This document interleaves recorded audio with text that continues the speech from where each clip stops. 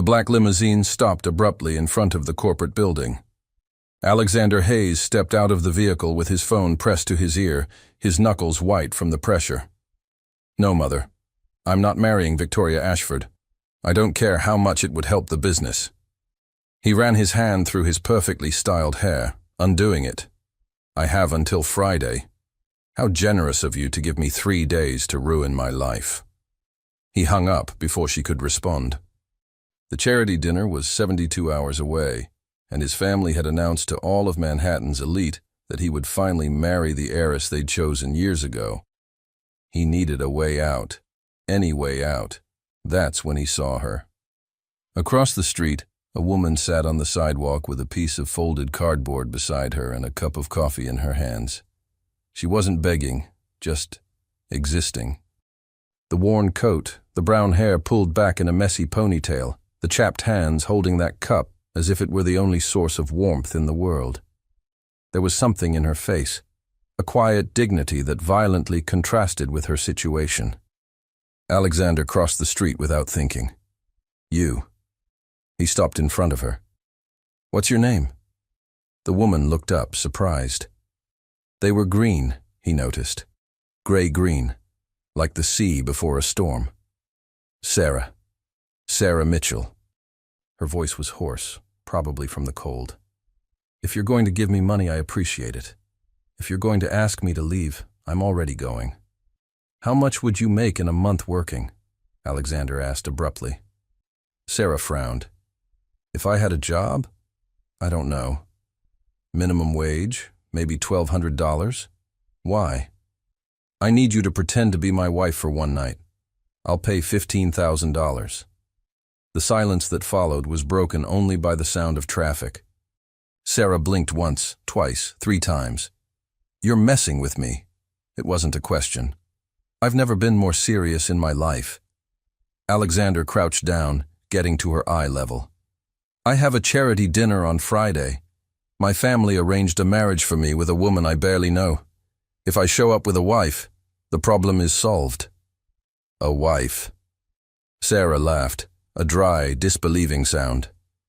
"You want a homeless woman to pretend to be your wife at a high society dinner?" "Exactly." "You're insane, or I'm delirious from hunger." Alexander pulled his wallet from the inside pocket of his suit jacket and counted out $1,500 bills. He placed them carefully on the cardboard beside her. $1,500 up front, the rest after the dinner. 3 hours of your time, maybe 4. You just need to be by my side, smile, and call me darling a few times." Sarah looked at the money as if it would burn her. "And why the hell don't you ask one of your model girlfriends to do this?" "Because I need it to be believable that we got married quickly, impulsively.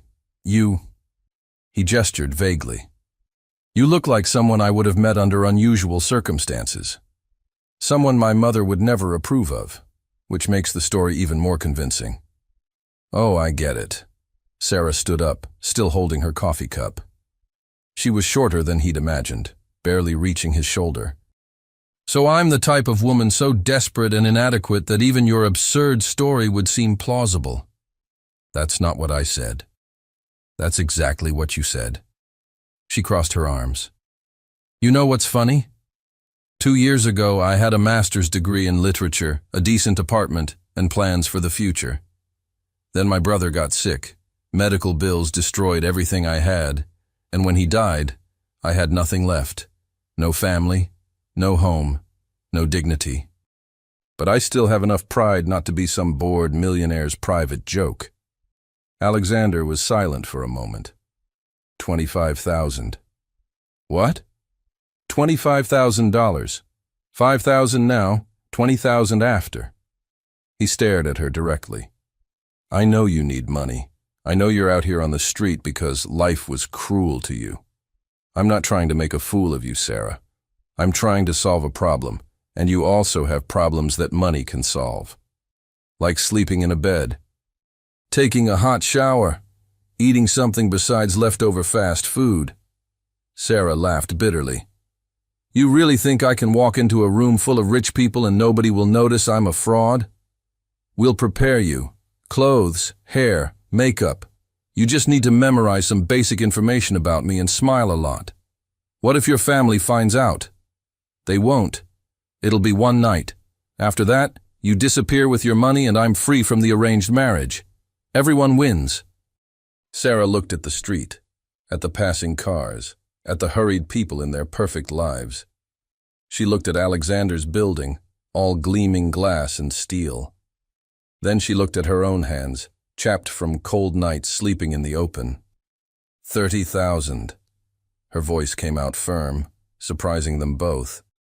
"If you want me to embark on this insanity, compensate me adequately for the risk, and I want everything in writing."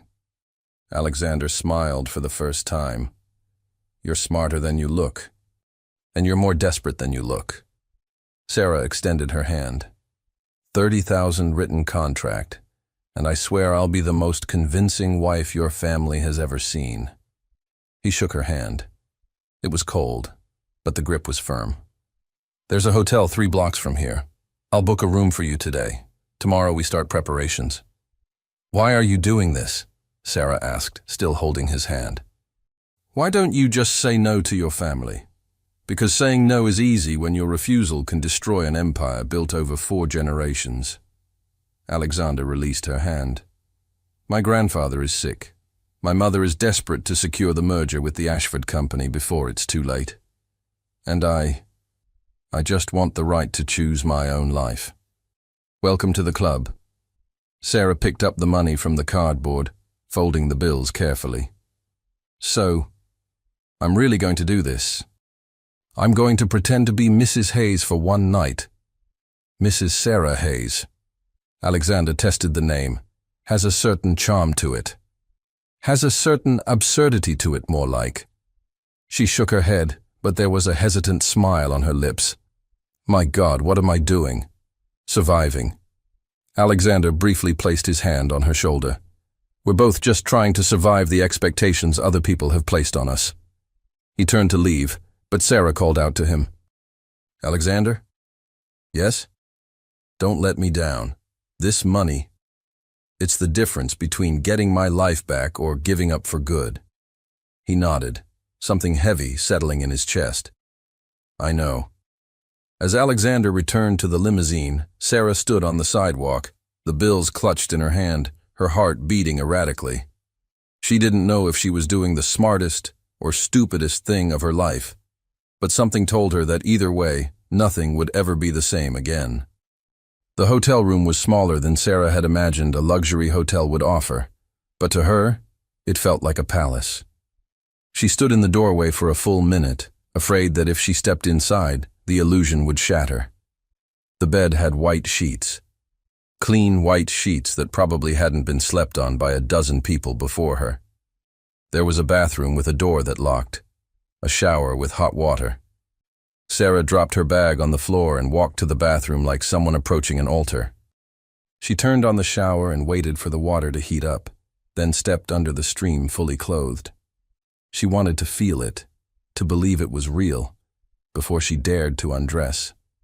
When the water finally ran clear, when she'd scrubbed her skin until it was pink and raw, she wrapped herself in the hotel robe and sat on the edge of the bed. The money was spread out on the nightstand. $30,000. More money than she'd seen in 2 years.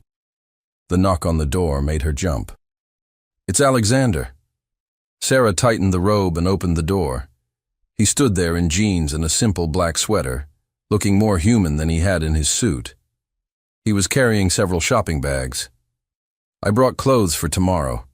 We'll do the real shopping then, but I figured you'd want something clean to wear." He paused, taking in her damp hair and the hotel robe. "You okay?" "I took a shower." Sarah's voice cracked. "A real shower. I'm sorry. I know that sounds stupid." "It doesn't." Alexander set the bags on the chair. "I can't imagine what you've been through." "Don't." She held up her hand. "Don't pity me. That's not what this is about." "You're right. This is business." But his eyes said something different. "I need you to learn some things about me. Facts my family would expect my wife to know."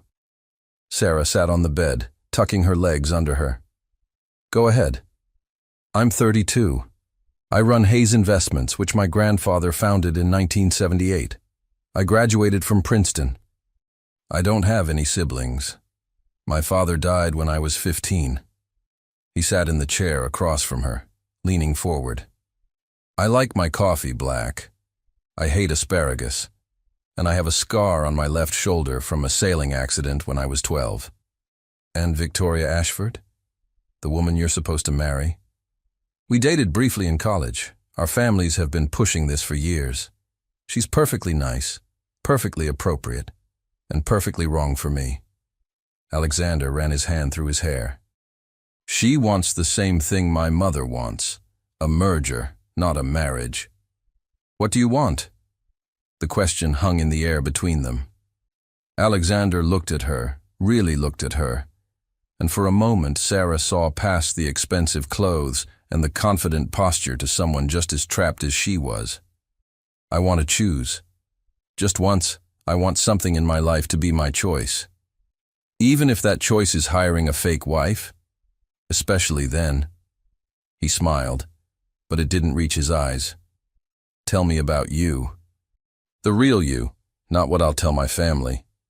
Sarah pulled the robe tighter. Why? Because I need to know who I'm getting into this with. And because... He hesitated. Because I want to know. I grew up in Ohio, small town, normal family. My brother Danny was 3 years younger than me. He wanted to be a teacher. Sarah's voice softened. When he got diagnosed with leukemia, I used everything I had to help with treatments. After he died, I couldn't keep up with my apartment, lost my job, and here we are. I'm sorry. Everyone's sorry. Sorry doesn't change anything. She met his eyes. But $30,000 does, so let's focus on that. Alexander nodded slowly. Tomorrow, 9 a.m. I'm sending a stylist, a personal shopper, and someone to teach you etiquette for the dinner. The day after, we'll have a rehearsal. A rehearsal? We need to look comfortable together. Like we've been married for a few months at least. That means knowing how to stand near each other, how to... He trailed off. How to touch each other without flinching. Sarah finished. I get it. We need to sell this. Exactly. Alexander stood to leave, then paused at the door. Sarah, thank you for doing this. I know it's asking a lot. You're paying me $30,000. It's asking exactly that much. But as the door closed behind him, Sarah lay back on the clean white sheets and stared at the ceiling. She'd told herself this was just business, just survival. So why did her heart race when he looked at her? Why did she care that he'd lost his father at 15, that he wanted to choose his own life? This was dangerous territory. She was homeless, desperate, and about to pretend to be married to a man who lived in a different universe. Getting attached would be the stupidest thing she could do. She touched her lips, remembering his eyes on her, and whispered to the empty room, "Don't be stupid, Sarah. Don't you dare be stupid." But somewhere deep inside, she knew it was already too late. The stylist arrived at 8:30, a whirlwind of energy named Marcus, who took one look at Sarah and clapped his hands together. "Oh, honey, we have work to do, but I can see the bone structure, the potential. You're going to be stunning." He circled her like a predator. Alexander has good taste, I'll give him that. It's not like that, Sarah said quickly. This is just business. Marcus raised an eyebrow. Sure it is. That's why he called me at 6 a.m., desperate, and offered double my usual rate to make sure you felt comfortable today. Sarah's heart did something complicated in her chest. She ignored it. The next 4 hours were a blur of hair washing, cutting, coloring, facial treatments, manicures, and lessons on posture and makeup application. Marcus worked with an intensity that would have been frightening if he wasn't constantly making Sarah laugh with stories about his other clients. There, he finally said, spinning her chair toward the mirror. Look at yourself. Sarah barely recognized her reflection. Her hair fell in soft waves around her face, the color richer and healthier than she'd seen in years. Her skin glowed. Her eyes, lined subtly with makeup, looked larger, more confident. I look like someone else. No, darling. You look like yourself, just rested and cared for. Marcus squeezed her shoulder. That's what money buys. Not beauty, but the time and resources to show the beauty that's already there. The personal shopper arrived next with racks of clothes. Dresses, shoes, undergarments, casual wear. Sarah tried on outfit after outfit until they settled on a deep emerald dress for the dinner and several other pieces for the days leading up to it. This dress, the shopper said, adjusting the fabric. It brings out your eyes. Mr. Hayes is going to lose his mind. That's not the goal, isn't it? The woman smiled knowingly. Every woman wants to see that look in a man's eyes, the one that says he forgot how to breathe. By 2 p.m., Sarah was exhausted and transformed. She sat in the hotel room, wearing one of her new casual outfits, when Alexander knocked. Come in. He opened the door and froze. Actually froze mid-step, his hand still on the doorknob. Sarah? Is it too much? Marcus said, "You're beautiful." The words came out rough, unplanned. Alexander cleared his throat. I mean, you look perfect. Exactly right for the dinner. Sarah stood, suddenly self-conscious. So what's next? The etiquette lesson? That's at 4. Right now I thought we could get lunch. Talk through our story. He paused. If you're hungry. I'm always hungry. The admission slipped out before she could stop it. Alexander's expression softened. Then let's fix that. They went to a small Italian restaurant, tucked away from the main streets. Alexander had reserved a private corner table. As they ate, he outlined their backstory. We met 6 months ago at a bookstore. You were reaching for a copy of East of Eden, and I was reaching for the same one. We started talking about Steinbeck, and I asked you for coffee. Why a bookstore? Sarah asked, twirling pasta on her fork. Because you have a master's in literature. It makes sense. He leaned back. And because I actually did meet someone in a bookstore once. It seemed possible. Who did you meet? A girl when I was in college, before everything became about the business and the family expectations. He looked away. She was real, you know, not performing for anyone. Sarah set down her fork. What happened to her? I let her go. I chose the path my family wanted instead of the person I wanted. Alexander met her eyes. I was 22 and stupid. I thought there would be time for choices later. And now there's no time at all. Now I'm hiring a woman I met on the street to pretend to be my wife. He laughed, but it was hollow. My younger self would be horrified. My younger self would be horrified too, Sarah admitted.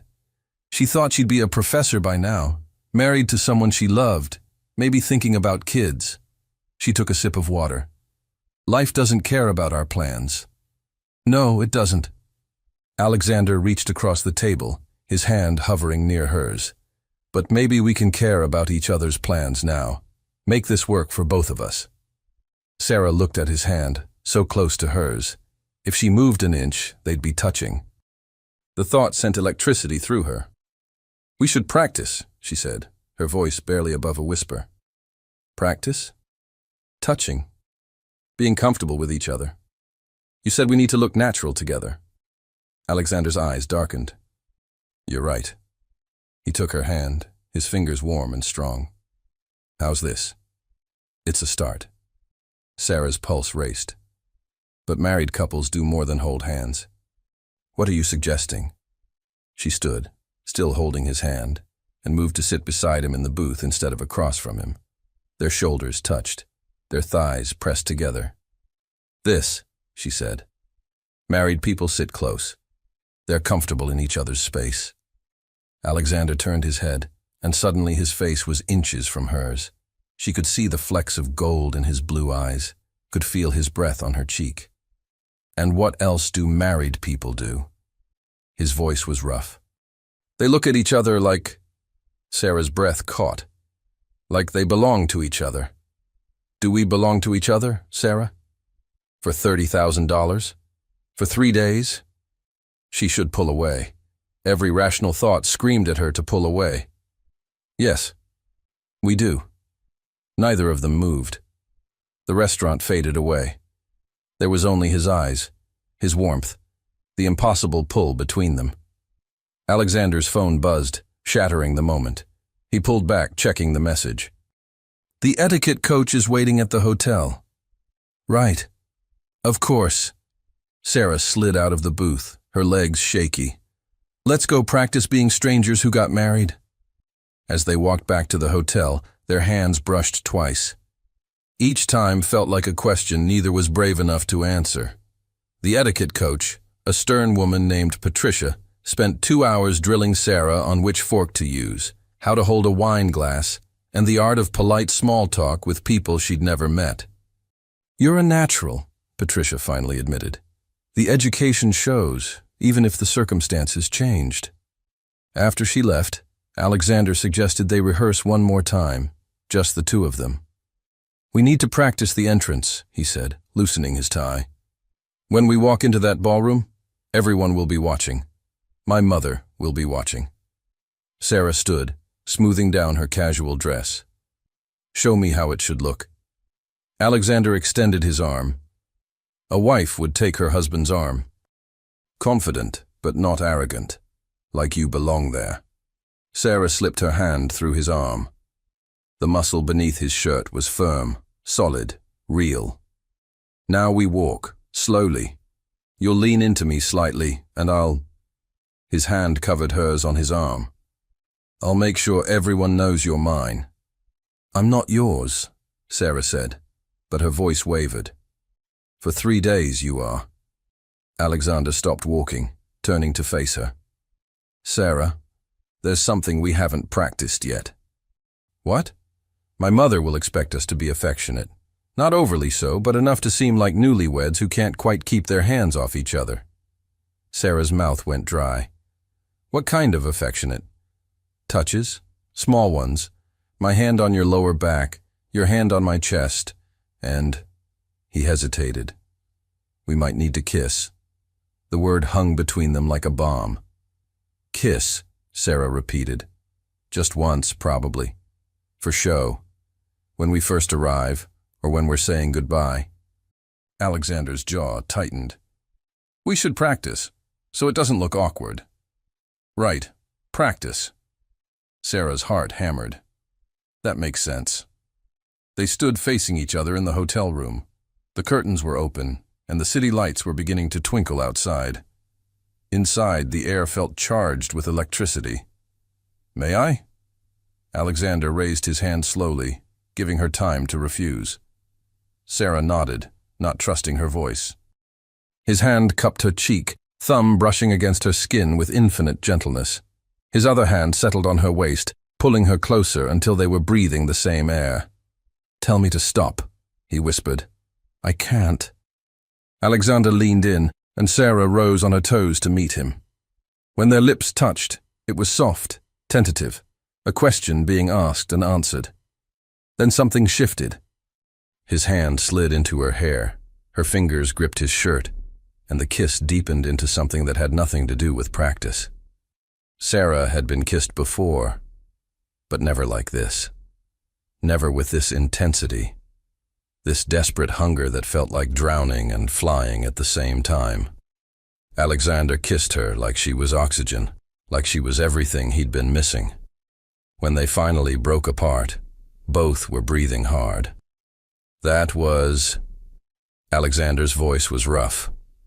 Practice, Sarah finished, but the word felt like a lie. We should practice again, to make sure it looks natural. Sarah. He still held her, his forehead resting against hers. This isn't just practice anymore, is it? It has to be. She pulled back, wrapping her arms around herself. Alexander, in 3 days, I get $30,000, and you get your freedom. That's the deal. That's all this can be. What if I don't want that to be all? Don't.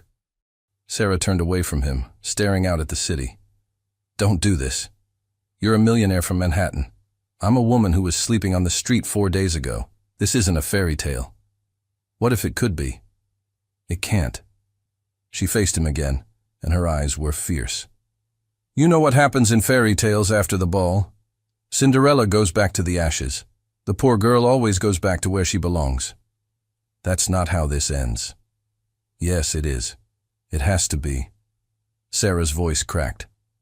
Because if I let myself believe anything else, if I let myself feel what I'm starting to feel, it will destroy me when this is over. Alexander closed the distance between them in 2 strides. What if it doesn't have to be over? Your family would never accept me. Your world would never accept me. Hell, I don't even accept me right now. I'm playing dress-up in borrowed clothes, pretending to be someone I'm not. You're not pretending to be someone else. You're just being yourself in different circumstances. His hands framed her face. The woman I'm looking at right now, the one who argues with me and challenges me and kisses me like that, she's real. She's the most real thing in my life. We've known each other for 4 days. 4 days that changed everything.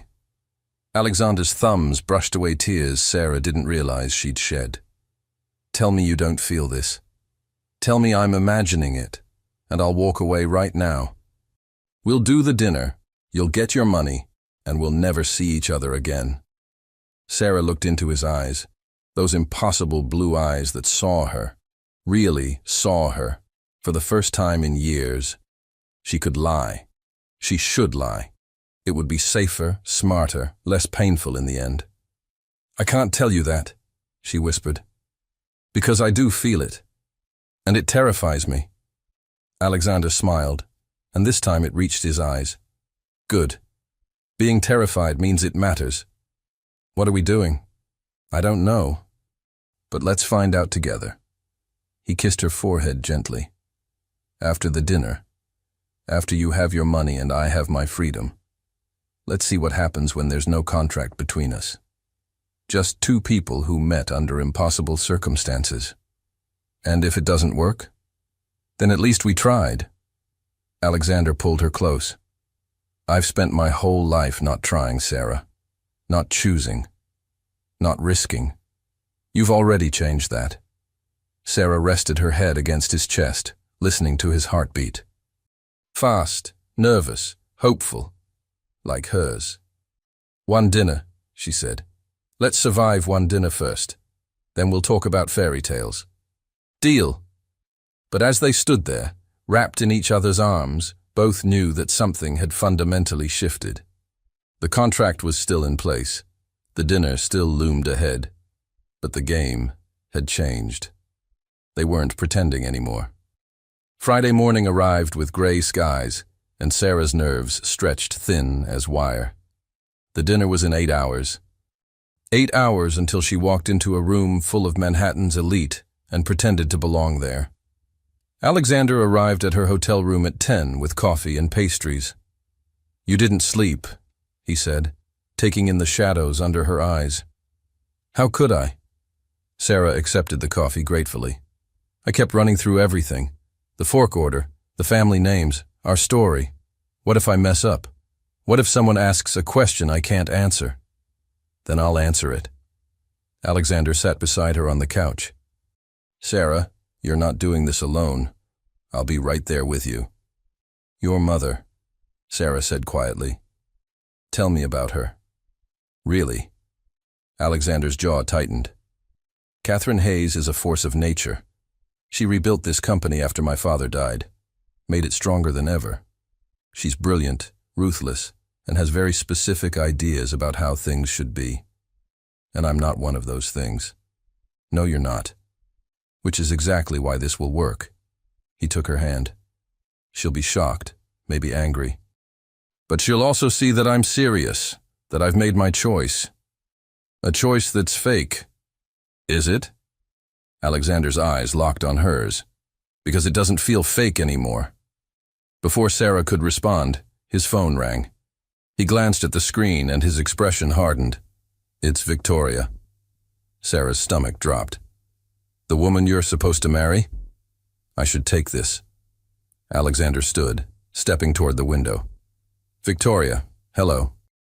Sarah couldn't hear the other side of the conversation, but she watched Alexander's posture shift, become more formal, more distant. "I understand your family is disappointed," he said. "But I've made my decision. Yes, I'm married. No, it's not up for discussion." A pause. "I wish you the best, Victoria. I really do." He hung up and stood there for a moment, staring out at the city. "She knew," he finally said. "My mother told her family this morning." Victoria was surprisingly gracious about it. "Did she love you?" "No more than I loved her." We both knew what this was. Alexander turned back to Sarah. "But she asked me something interesting. She asked if this was real or just a convenient escape." "What did you tell her?" "I didn't know what to tell her." He crossed back to Sarah, kneeling in front of her so they were eye level. "Because the truth is complicated. This started as a transaction, but somewhere between the street corner and this moment, it became something else." Sarah touched his face, tracing the line of his jaw. "I was nobody 4 days ago. I had nothing. And now I'm sitting here with a millionaire kneeling at my feet, about to walk into his world and pretend I belong there. You do belong there. You belong anywhere you choose to be. Do I belong with you?" The question hung between them, heavy with meaning. "I don't know," Alexander said honestly. "But I want to find out. After tonight, when the pretending is over, I want to find out what's real between us."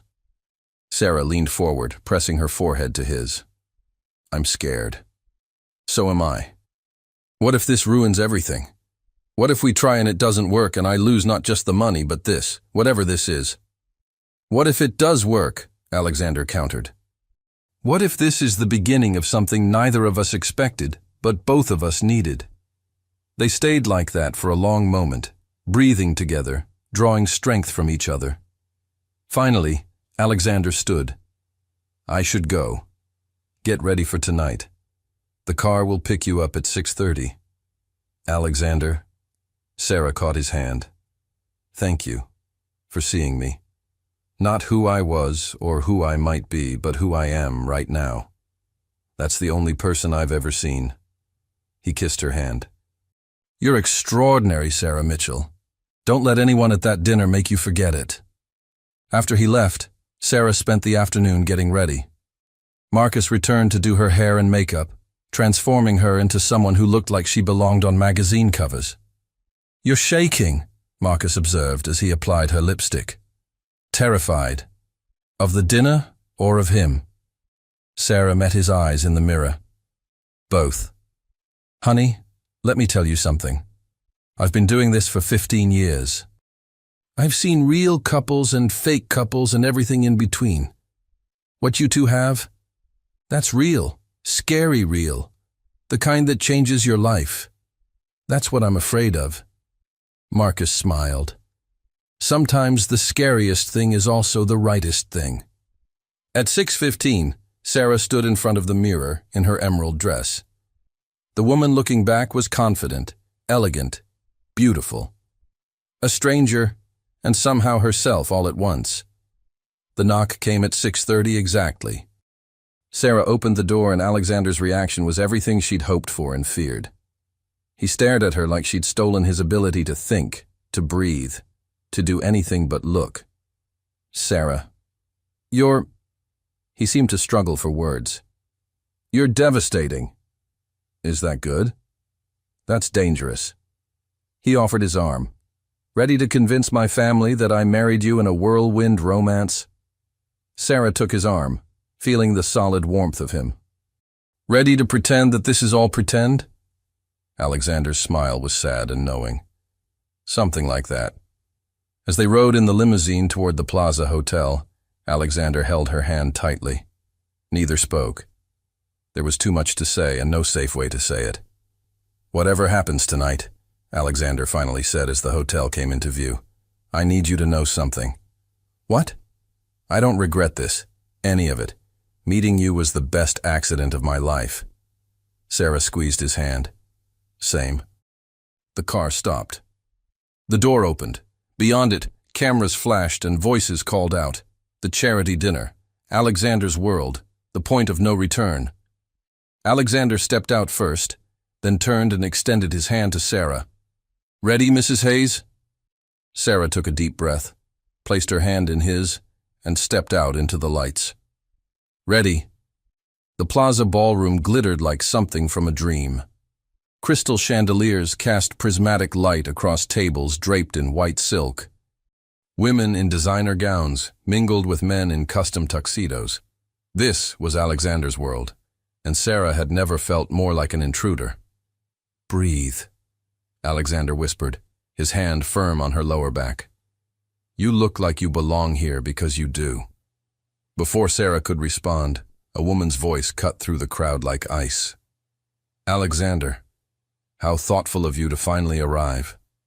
Catherine Hayes was everything Sarah had feared. Tall, elegant, with silver hair swept into a perfect chignon, and eyes that could dissect a person in seconds. Those eyes landed on Sarah and narrowed. "Mother." Alexander's arm tightened around Sarah's waist. "I'd like you to meet my wife, Sarah." The silence that followed was deafening. People nearby stopped talking, turning to watch the confrontation. Catherine's smile was brittle. "Your wife. How unexpected." "Sarah, this is my mother, Catherine Hayes." Alexander's voice was steady, but Sarah could feel the tension in his body. Sarah extended her hand, remembering everything Patricia had taught her. "Mrs. Hayes, it's a pleasure to meet you." Catherine looked at Sarah's hand as if it might bite her. Finally, she shook it, her grip cold and brief. "Where did you two meet?" Catherine's tone suggested she already knew the answer would be inadequate. "At a bookstore," Sarah said, drawing on the story they'd rehearsed. "We both reached for the same book, Steinbeck. Alexander said it was fate." "Fate?" Catherine's laugh was sharp. "How romantic. And when was this wedding I somehow wasn't invited to?" 3 months ago, Alexander said smoothly. "We kept it private. You know how much I value my privacy, Mother." "Privacy? Is that what we're calling it?" Catherine's eyes bore into Sarah. "Tell me, Sarah, what is it you do? What family are you from?" This was the moment Sarah had dreaded. She could lie, make up some respectable background. But something in Alexander's touch, the way he stood beside her like a shield, made her choose truth. "I don't have family anymore, Mrs. Hayes. My brother passed away 2 years ago. As for what I do," she lifted her chin, "I'm a survivor. And I love your son." The last part came out before Sarah could stop it. The words hung in the air, true and terrifying. Catherine's expression shifted, something almost like respect flickering in her eyes before the ice returned. "How convenient that you love him. And his money, I suppose." "Mother, that's enough." Alexander's voice was steel. "Sarah is my wife. You can accept that with grace, or you can make a scene at your own charity dinner. Your choice." Catherine stared at her son, and Sarah saw the moment something broke between them. Years of control, of expectations, crumbling in the face of Alexander's defiance. "We'll discuss this later," Catherine said finally. "Privately." She walked away, the crowd parting for her like the Red Sea. Sarah exhaled shakily. "That was perfect." Alexander turned her to face him, his hands on her shoulders. "You were perfect. I'm a survivor. Do you know how incredible that was? I think I just made your mother hate me. She doesn't hate you. She's afraid of you. Because you're the first person I've ever chosen over her approval." Alexander cupped her face. "And what you said about loving me. I know. I shouldn't have." Sarah's eyes filled with tears. "It just came out. Did you mean it?" The question stopped her heart. Around them, the dinner continued. People laughed, champagne flowed, a string quartet played. But in their bubble, there was only truth. "Yes," Sarah whispered. "God help me. Yes." Alexander's smile was brilliant, transforming his face. "Good. Because I love you too. You can't. We barely know each other. I know you're brave enough to survive on the streets and proud enough to refuse pity. I know you read Steinbeck and that you sacrificed everything for your brother. I know your coffee order and the way you bite your lip when you're nervous. He kissed her forehead. I know that when I'm with you, I'm more myself than I've ever been.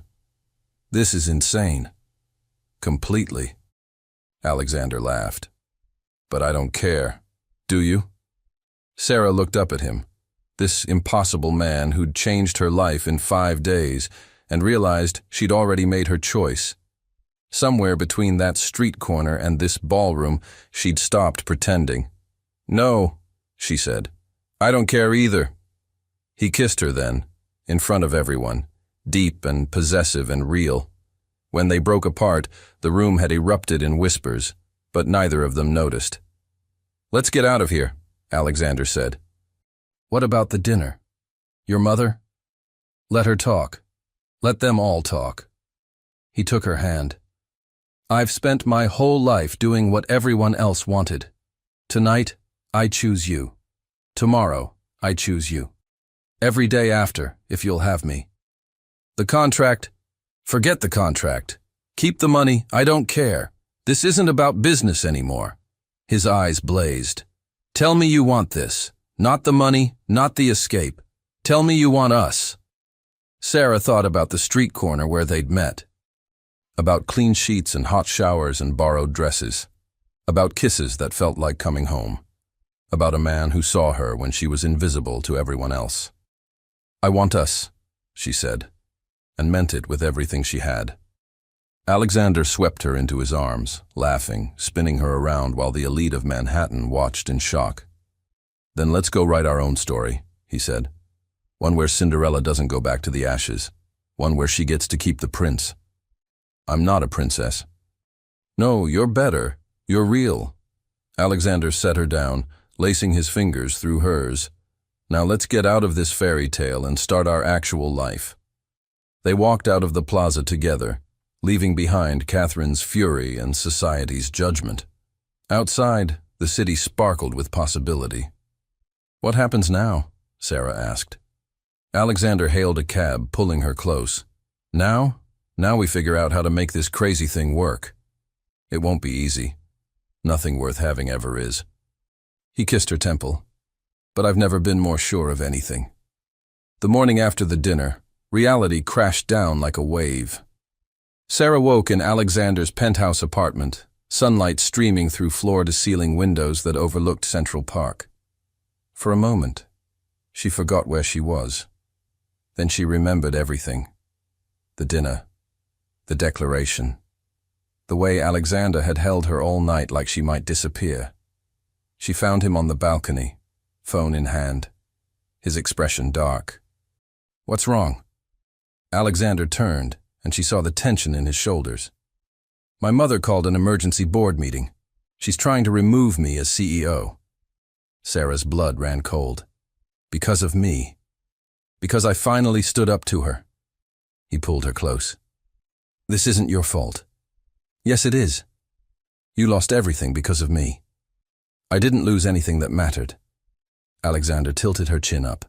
But I need to fight this. The board meeting is in 2 hours. Then fight. I'll be here when you get back. He kissed her, hard and desperate. Promise me you won't disappear. Promise me you won't convince yourself this was a mistake. I promise. But after Alexander left, the doubts crept in. Sarah wandered through the penthouse, touching expensive furniture, staring at artwork that cost more than she'd earned in her lifetime. This wasn't her world. It would never be her world. Her phone buzzed. An unknown number. Hello? Sarah Mitchell, a woman's crisp voice. This is Catherine Hayes. We need to talk. Sarah's heart raced. Mrs. Hayes. Meet me at Café Lalo in 1 hour. Come alone. The line went dead. Sarah knew she should tell Alexander, should wait for him to come back. But something in Catherine's voice made her go. Maybe it was pride. Maybe it was the need to prove she could face his world on her own terms. Catherine was already seated when Sarah arrived, a cup of tea cooling in front of her. She didn't stand when Sarah approached. "Sit." Sarah sat, keeping her spine straight. "If you're here to buy me off, save your breath."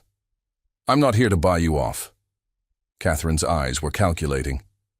"I'm here to offer you something better. A way out that doesn't destroy my son. I'm not leaving him, even if staying ruins him." Catherine leaned forward. "Do you know what the board is discussing right now? Whether Alexander is stable enough to run a multi-billion-dollar company. Because he married a homeless woman on impulse and is willing to throw away everything his grandfather built." Each word was a knife. Sarah felt them all. "He loves me." Love. Catherine's laugh was bitter. "My son is infatuated with the idea of rebellion. You're not a person to him, Sarah. You're a symbol. A way to prove he's different from me. That's not true. Isn't it? Think about it. You were convenient, desperate, the perfect damsel for him to rescue." Catherine pulled out an envelope. "There's a check in here for $200,000, enough to start over properly. Apartment, education, whatever you need. All you have to do is leave quietly." Sarah stared at the envelope. $200,000, more money than she'd dreamed of. "And if I don't? Then you watch him lose everything. His company, his legacy, his family." Catherine's voice softened, almost kind. "Is that what you want for him? To sacrifice everything for a woman he barely knows? He knows me better than anyone. He knows who you were 5 days ago, desperate, homeless, vulnerable. But who are you really, Sarah? Take away the fairy tale, the rescue, the drama. Who are you without his money? Without this story you've both convinced yourselves is love?" The question hit home. Sarah had asked herself the same thing every time she looked in the mirror of Alexander's penthouse. "I don't know," she whispered.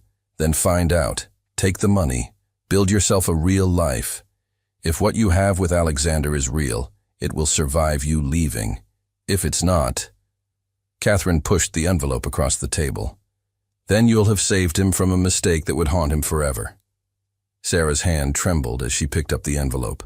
Inside was a check. $200,000. Freedom.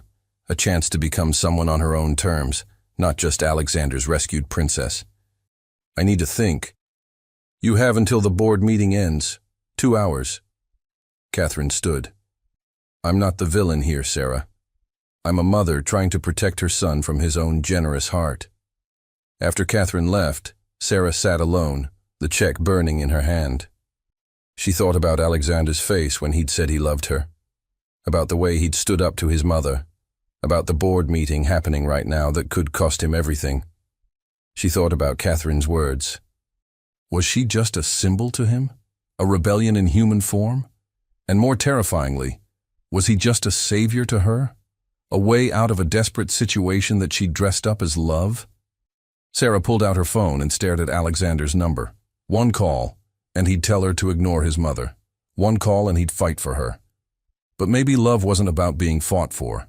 Maybe it was about knowing when to fight for yourself first. She made her decision. When Alexander returned to the penthouse 3 hours later, victorious from the board meeting, ready to celebrate with the woman he loved, he found only a note on the kitchen counter. Alexander, your mother is right about one thing. I need to know who I am without you. Not the woman you saved. Not your wife. Just me. If what we have is real, it will survive this. If it's not, then we both deserve better than a beautiful mistake. I love you. That's why I'm leaving. Sarah. Beside the note was the check from his mother, torn in half, and $30,000 in cash. The original payment, untouched. Alexander stood in his empty penthouse, holding the note, and felt his heart shatter into pieces. Outside, somewhere in the city, Sarah walked with tears streaming down her face, the money from the bank, her own $30,000 that she'd earned, heavy in her bag. She'd kept her promise. She hadn't disappeared. She'd just learned to save herself. 3 months later. Sarah stood in front of her new apartment building in Brooklyn, keys in hand. It wasn't much, a studio with a view of a brick wall, but it was hers, paid for with her own money, her own choices. She'd spent the months working 2 jobs, saving every penny beyond rent and necessities. During the day, she worked at a bookstore in Greenwich Village. At night, she waitressed at a small Italian restaurant. It was exhausting, honest work that made her feel human again. She hadn't contacted Alexander, hadn't looked him up online or driven past his building. The temptation was constant, a physical ache in her chest. But she resisted. This time apart was necessary. She needed to know she could stand on her own. The bookstore was quiet on Tuesday afternoon when the bell above the door chimed. Sarah looked up from restocking and froze. Alexander stood in the doorway, looking thinner, tired, but somehow more real than she remembered. He wore jeans and a simple sweater. No suit, no armor. "Hi," he said softly. Sarah's hands shook. "How did you find me?" "I didn't. I've been coming to this bookstore every Tuesday for 2 months. It's where we supposedly met, remember?" He smiled sadly. "I thought maybe, if you were ready, you might come here too." "Alexander, let me say this first, please." He stayed by the door, giving her space. "You were right to leave. I was rescuing you, and that's not love. That's ego. That's me playing hero instead of being a partner." Sarah felt tears prick her eyes. "I didn't want to leave." "I know, that's what made it brave." Alexander took a tentative step closer. "I want to tell you what happened after you left. The board meeting. I won, but barely. I had to prove I wasn't being reckless, that I could still run the company. I'm glad. I also told my mother that I'm grateful for everything she's done, but I'm done living her version of my life. We're working on our relationship. It's complicated. Family usually is. Sarah." Alexander closed the distance between them slowly, like approaching something precious and fragile. "I've missed you every single day, but I also understand why you needed to go. You had to prove to yourself that you're more than what I saw in you." "And what did you see?" "Everything. Strength, intelligence, courage. A woman who survived when the world tried to break her." His voice cracked. "I saw someone extraordinary, and I wanted to keep her. But you're not something to be kept. You're someone to be partnered with, if you'll have me." Sarah wiped her eyes. "I've been building a life. It's small and hard and nothing like yours, but it's mine. I know. I'm not here to rescue you or save you or offer you money." Alexander reached into his pocket and pulled out a worn paperback. "I'm here to return your book, the one we supposedly met over. I bought it that first day, and I've been carrying it ever since." Sarah took the book. "East of Eden. Page 247. There's something underlined." She opened to the page and read the marked passage aloud. "And now that you don't have to be perfect, you can be good." "That's what you taught me," Alexander said. "I spent my whole life trying to be perfect for everyone else. You showed me it's okay to just be good, to be real, to choose imperfectly but honestly." "I love you," Sarah said, the words escaping like a dam breaking. "I tried not to. I tried to convince myself it was just gratitude or circumstance, but it's not. I love you. I love you too. Not because I saved you, not because you needed me." Alexander cupped her face gently. "I love you because when I'm with you, I'm the person I always wanted to be. What happens now? We're still from different worlds. Then we build a bridge." He smiled. "I'm not asking you to move into my penthouse or join my world. I'm asking if I can be part of yours, if we can build something together that's ours. Your mother will hate it. My mother will learn to live with it, or she won't. Either way, I choose you. Every day, I choose you." Sarah kissed him, and it felt like coming home. Like every hard choice and lonely night had led to this moment, this man, this chance at something real. I have a studio apartment with a view of a brick wall, she said against his lips. Sounds perfect. I work 60 hours a week. I'll learn to cook so there's dinner waiting. This won't be easy. Nothing worth having ever is. Alexander pulled back to look at her. But we'll do it together. As equals. As partners. No more rescuing. Well, Sarah grinned through her tears. Maybe a little rescuing. We can take turns. He laughed, the sound full of joy and relief. Deal. 6 months later, they had dinner with Catherine Hayes. It was tense, awkward, but Catherine begrudgingly admitted that Sarah made her son happy. A year later, Alexander proposed properly, with a ring and a plan and a future they'd designed together. 2 years after that, Sarah finished her doctorate and got a position teaching literature at NYU. Alexander started a foundation helping homeless individuals transition back to stability, with Sarah as a board member. They kept the studio apartment in Brooklyn, even after they could afford something bigger. It reminded them where they'd chosen each other, not out of desperation or transaction, but out of love. On their wedding day, the real one, with family and friends and vows they actually meant, Alexander whispered in Sarah's ear as they danced. Thank you for seeing me on that street corner. Thank you for seeing me back. What, think we'll get our happy ending? Sarah looked around at their life, messy, imperfect, built from nothing into something beautiful.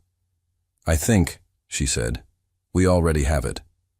And as Alexander kissed his wife under the stars, both of them knew that sometimes the best love stories start with a desperate offer on a street corner and end with two people choosing each other over and over again, every single day. The end.